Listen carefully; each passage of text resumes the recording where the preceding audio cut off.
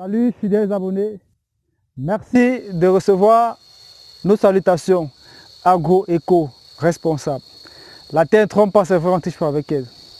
Ravi une fois de plus de vous parler dans cette vidéo de comment réussir spécifiquement la culture de cette variété d'igname que nous tenons ici en main. Car vous savez, la semence de qualité représente le plus beau cadeau que peut recevoir un agriculteur. Alors, dans cette vidéo, nous allons parler de la culture de cette variété d'igname spécifiquement. Nous n'allons pas parler de la culture d'igname, mais de cette variété d'igname, localement appelée Ghana. Donc, vous savez, chez nous, c'est l'agriculture de terrain et non celle de bureau. Donc, on va vous présenter en fait, de façon générale, globale, comment réussir sa culture. Et je suis assisté ici par mon confrère, par mon collaborateur, qui va vous entretenir en fait sur comment ça se passe, comment préparer le trou de semis, pourquoi pas faire ci ou ça, comment faire ci ou ça, pour que vous puissiez réussir votre culture. Alors, si vous êtes bien installé, n'hésitez pas à prendre votre bloc-notes et votre stylo pour prendre des notes, question de mettre ça en pratique, pour que vous aussi puissiez parvenir à une agriculture qui puisse être rentable, stable et durable concernant cette variété d'igname, qui est une variété d'igname blanche.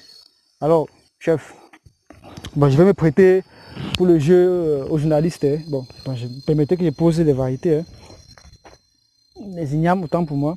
Et en ce moment, je passe à un journaliste pour qu'il puisse mieux vous servir.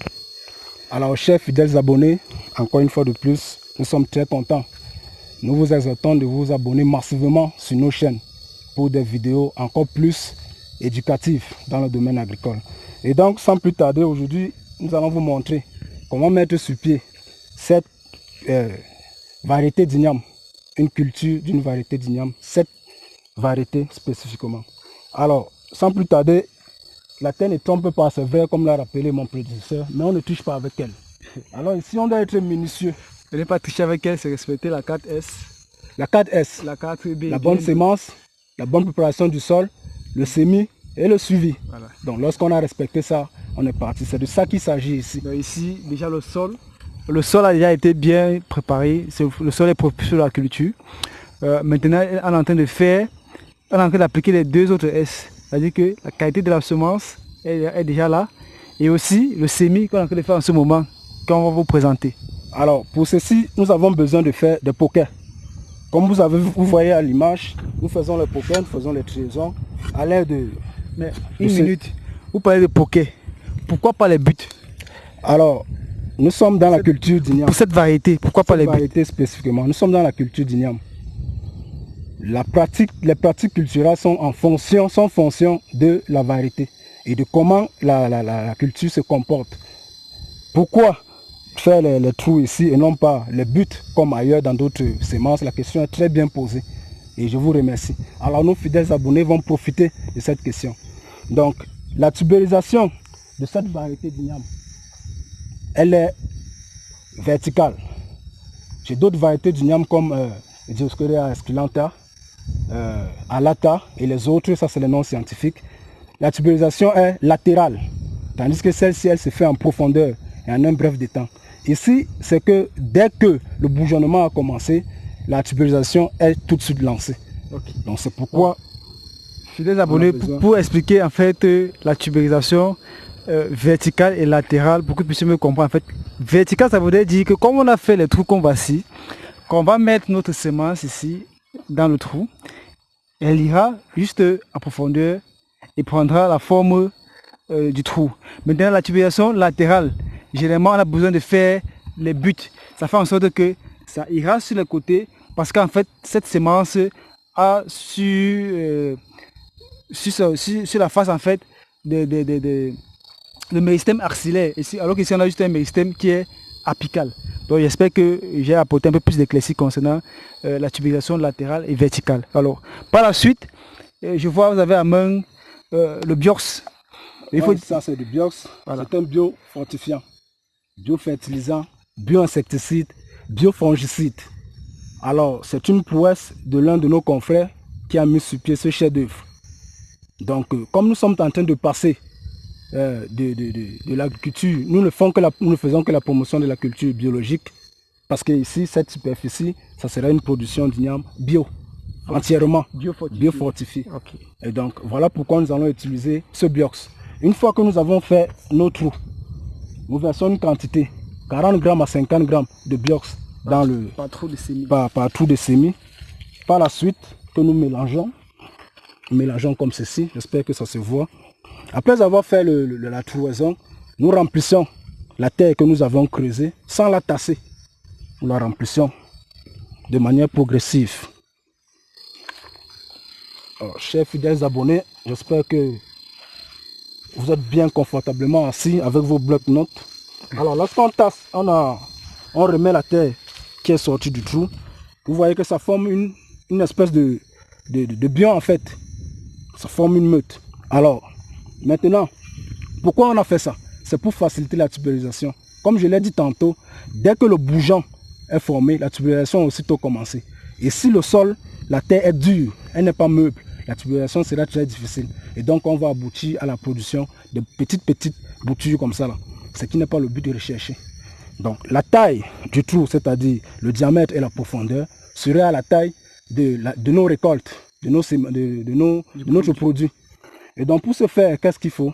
Voici une bouture que j'ai en main. Je dois éliminer le bourgeon axillaire parce que mon confrère a dit tantôt, sur cette épicarpe, il existe plusieurs bourgeons, dont le bourgeon principal et d'autres bourgeons accessoires. Donc, pour faciliter le bourgeonnement rapide, on élimine celui-ci. On fait ça. Notre bouture est prête à être transplantée. Vous voyez comment je tiens la bouture. Je la tiens dans le sens inverse. Ça, c'est pour que le rapport auxine-cytokine soit respecté, pour faciliter le bourgeonnement. Parce que ces deux hormones que je viens de citer sont des hormones de germination. Parlant des graines, les hormones de croissance, ils entrent aussi même dans la croissance, l'auxine-cytokine. Donc nous allons respecter le sens. C'est comme ça, c'est de bas vers en haut. Une fois que nous l'avons fait, voici comment nous implantons. Et nous la recouvrons. Sur ce donc, l'igname est une culture qui grimpe. Donc la partie aérienne grimpe. Alors nous avons donc besoin de tuteurs pour la faire monter. Parce qu'au fur et à mesure que la partie aérienne grimpe, au fur et à mesure, les racines tubéreuses sont en train de se former. Et donc pour une bouture comme celle-ci, on peut avoir 2 à 3 tubercules qui se sont formés. Et donc pour ce faire, nous pouvons utiliser un tuteur vivant, de matériau végétal vivant. Nous pouvons aussi utiliser des tuteurs dont le matériau végétal, le matériau n'est pas vivant, par exemple des ficelles. Nous les mettons à une hauteur d'environ 1 mètre, 1 mètre 20. Il est à rappeler que cette variété d'igname ne part pas très haut. Les mouvements de vrille ne sont pas très hauts. Donc voilà, chers abonnés, j'espère que vous avez bien vu et compris comment est-ce que ça se passe. Pour le moment, je dois passer la parole à mon confrère qui ajoute plus de détails.